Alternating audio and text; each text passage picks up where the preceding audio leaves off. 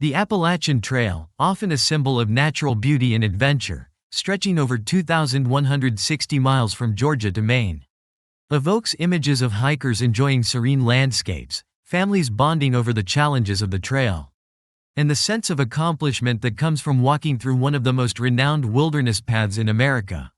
Yet, beneath the peaceful facade of this iconic route, a darker history lingers, one filled with terror, violence, and tragedy. While most hikers might fear a sprained ankle or a sudden storm, few are prepared for the brutal reality that has unfolded along the trail's shadowy passages. This famous trail has witnessed not just accidents but grisly murders, a haunting reminder that danger can lurk even in the most beautiful places. Though nature often throws its worst in the form of treacherous weather, steep falls, or unexpected wildlife encounters, violent crimes along the Appalachian Trail have also taken their toll. As the first white explorers ventured into the wilderness west of the Missouri, they were greeted by the towering peaks of the Rocky Mountains, a natural fortress that seemed almost impenetrable. The indigenous tribes of the region, however, had long revered these mountains, calling them the Shining Mountains. These natural giants, reaching heights of over 14,000 feet, became both an obstacle and a beacon to explorers like Lewis and Clark. Their expedition from 1804 to 1806 nearly ended in disaster as they struggled to navigate the rugged terrain. But their perseverance paved the way for the daring mountain men who would follow. In this exploration, we'll delve into the forgotten history of the Appalachian mountain men, gritty, fearless settlers who fought to survive in a harsh and often hostile land. By the late 1760s and early 1770s, Euro-American settlers began to flood into the region now known as northeastern Tennessee and southwestern Virginia. This influx sparked unrest among the Overhill Cherokees and other Native American tribes who had long controlled the area.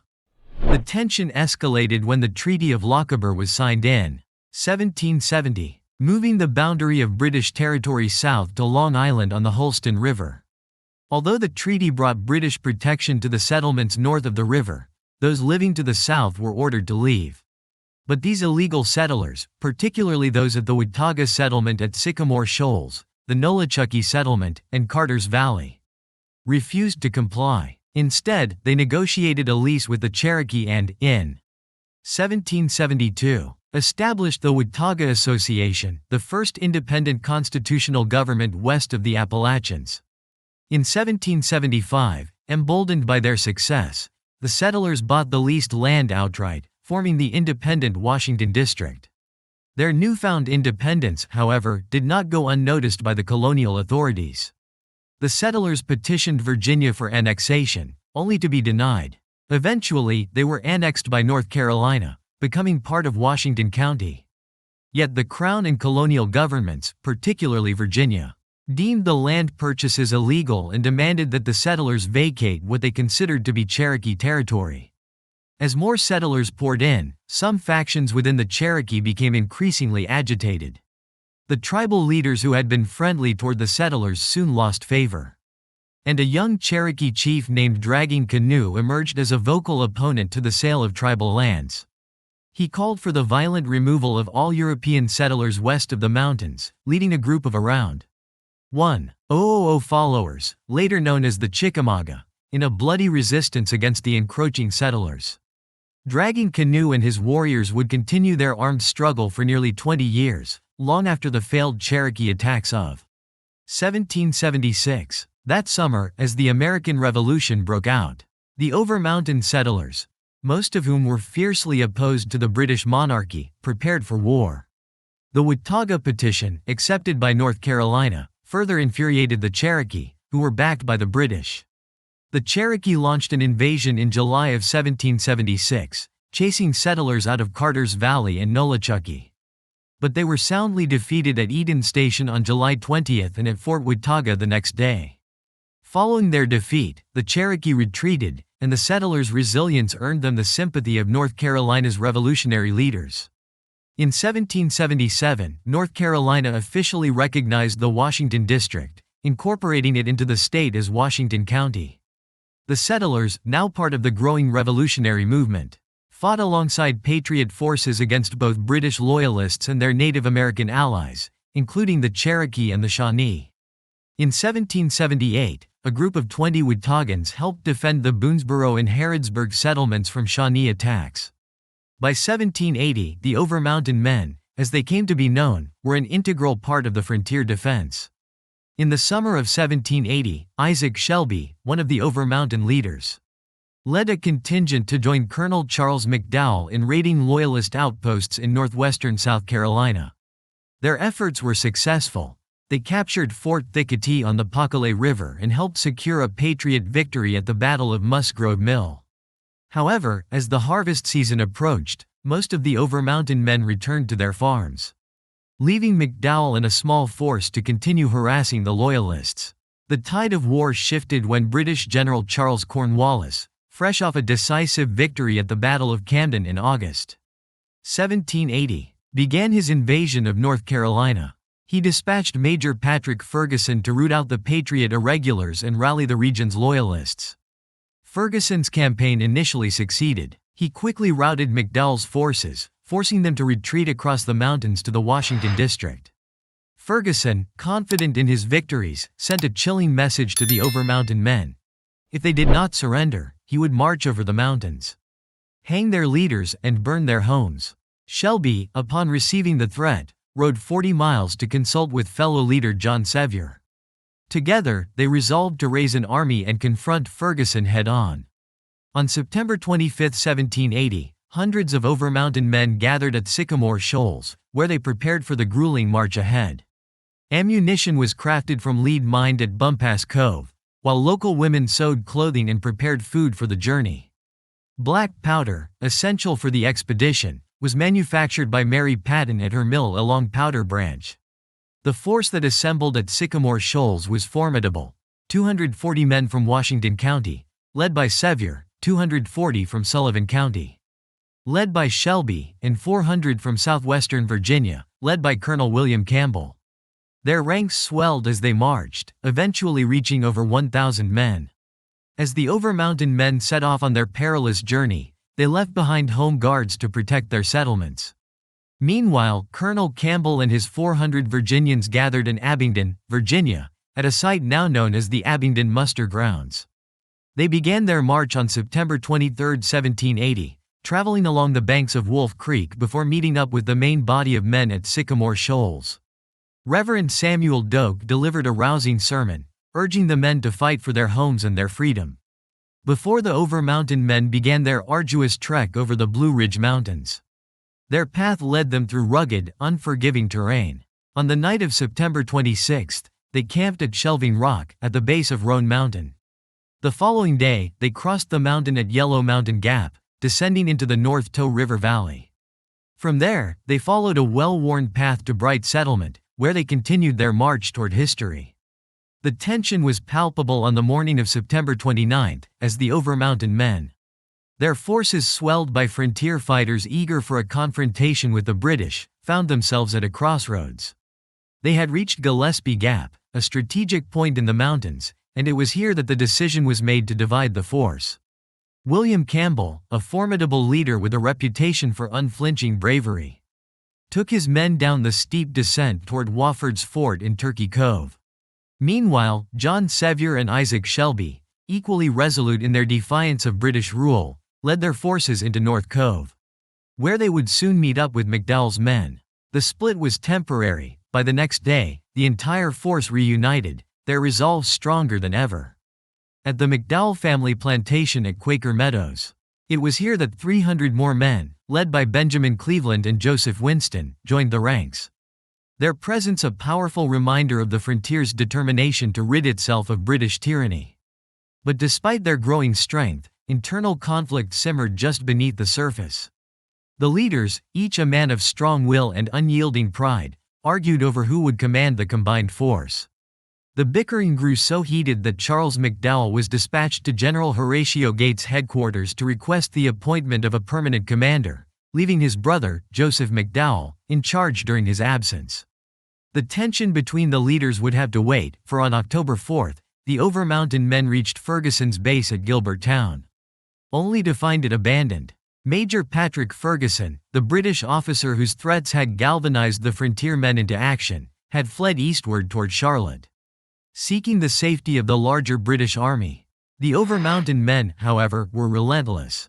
They set up camp at Alexander's Ford along the Green River, their eyes fixed on Ferguson's trail.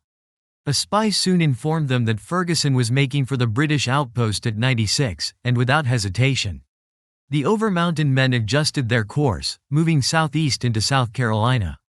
On October 6, they arrived at Cowpens, a location that would soon be etched into the annals of American history for a future battle.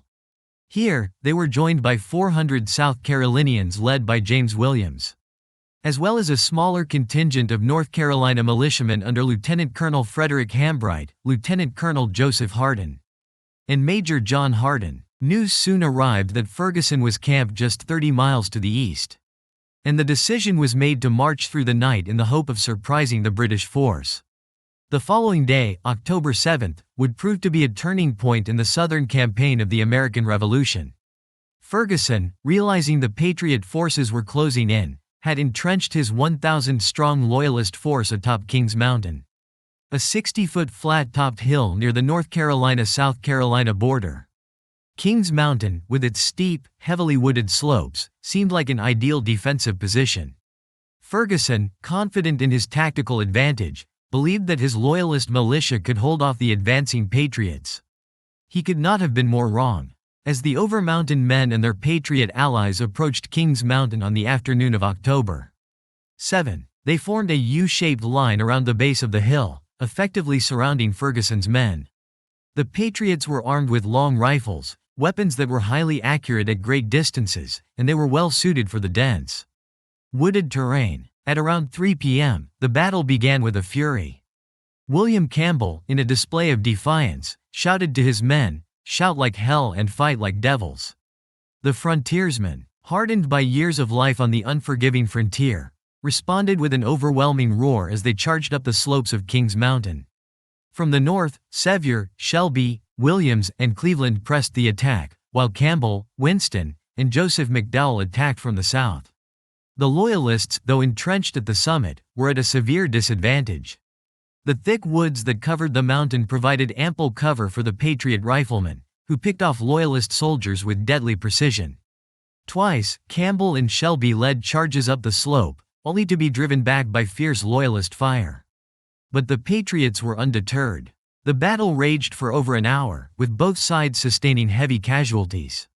However, the Loyalists were losing ground. The Patriot sharpshooters, using their knowledge of the terrain to their advantage, slowly began to decimate Ferguson's forces. Eventually, Campbell and Shelby's men reached the summit. It was then that Ferguson, in a desperate attempt to rally his men, charged into battle on horseback.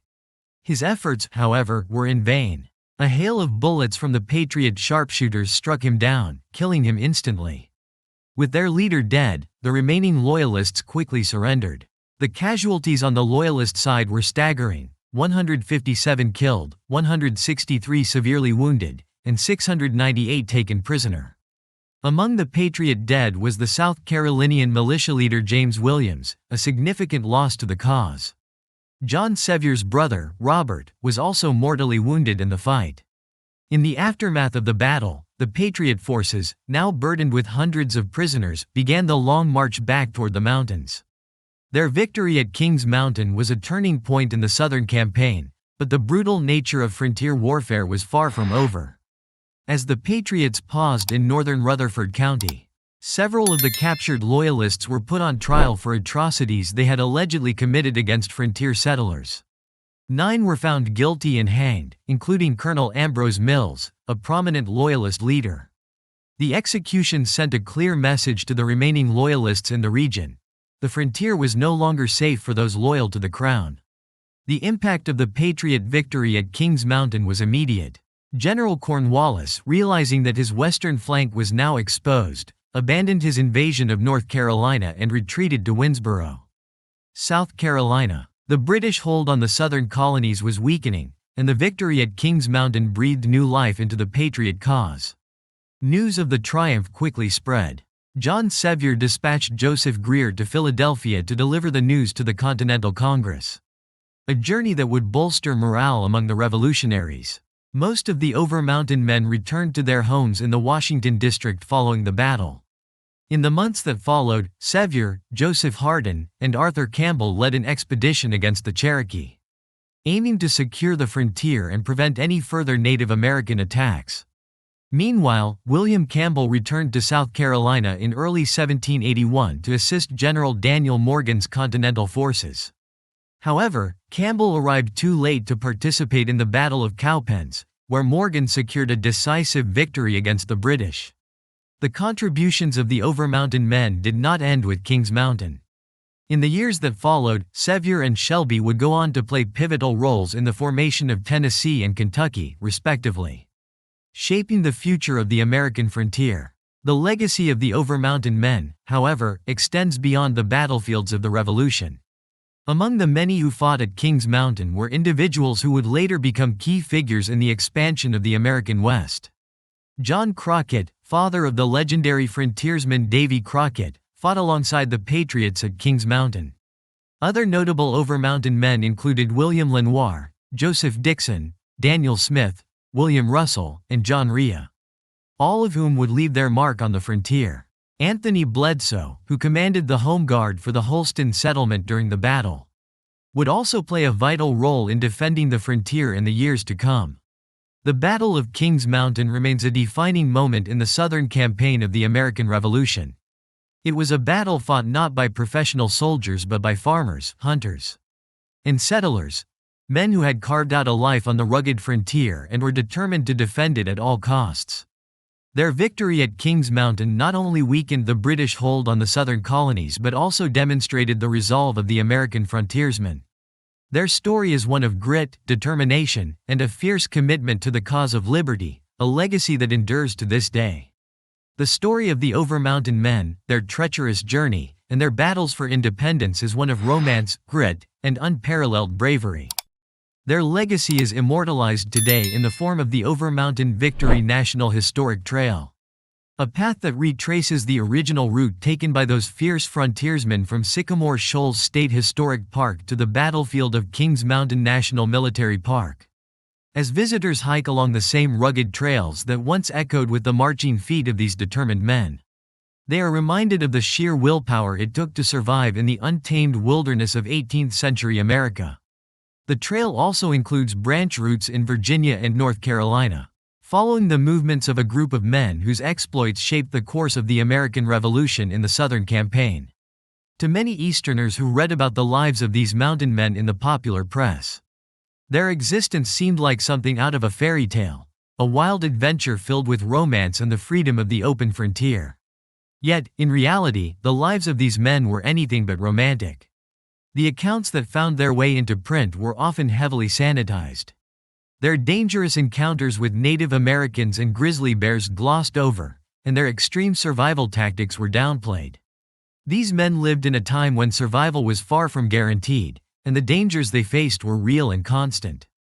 In Arizona during the 1820s, for example, James Ohio Patty recounted harrowing experiences along the Gila River, where only 16 men survived out of a party of 160 in just 1 year. Starvation, disease, fatal quarrels, and exposure to the elements claimed many lives. But the two greatest threats were attacks from Native Americans and the deadly encounters with grizzly bears, which roamed the wilderness in packs of 50 or more. These massive predators, weighing up to 1,000 pounds and capable of running at speeds up to 35 miles per hour, had little fear of humans. Trappers reported seeing as many as 220 grizzlies in a single day.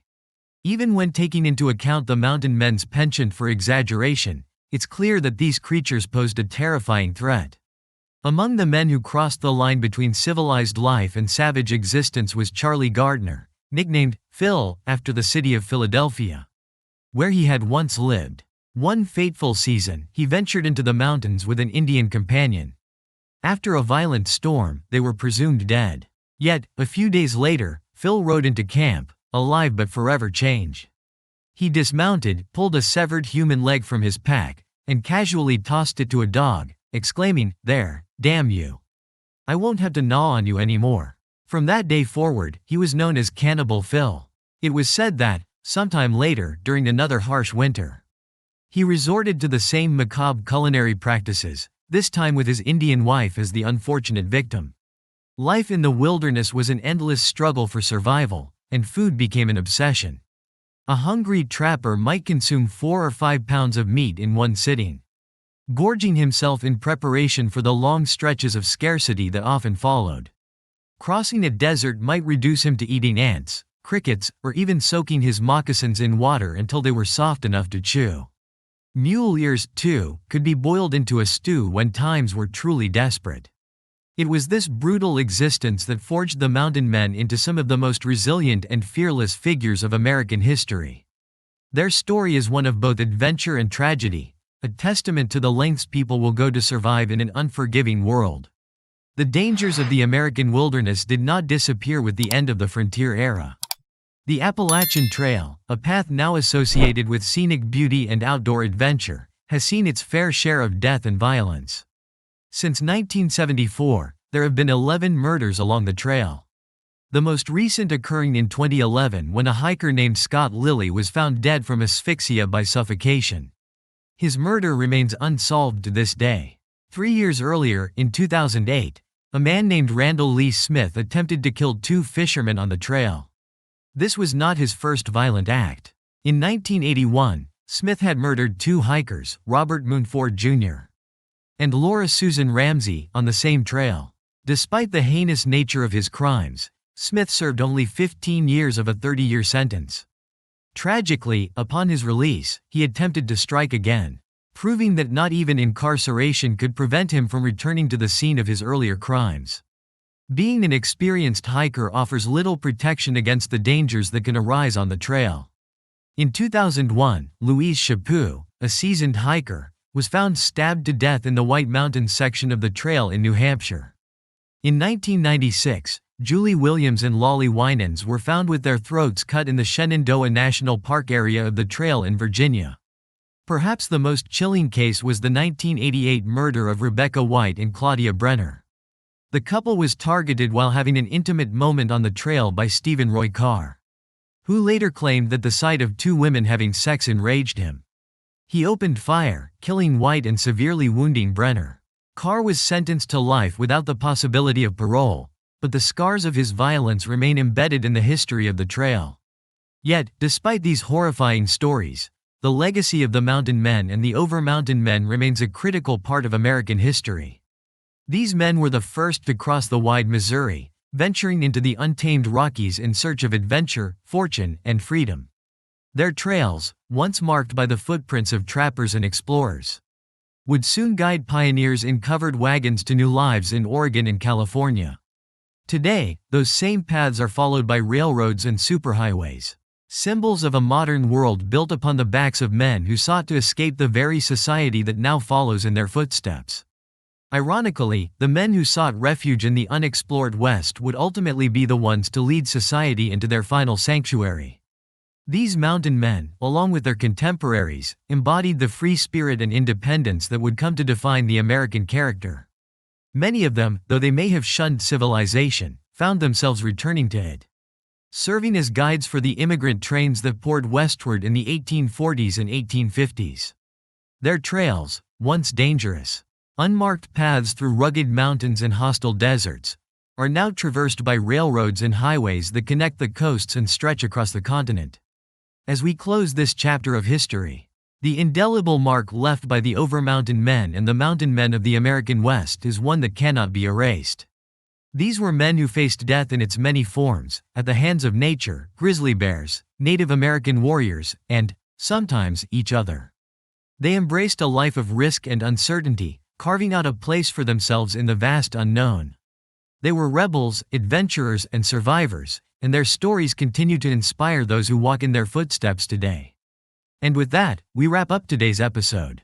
Thank you for joining us once again. We hope you enjoyed this journey through the rugged and dangerous past of America's wilderness. Remember to hit the subscribe button and turn on the notification bell so you won't miss our future updates. We'll see you in the next video.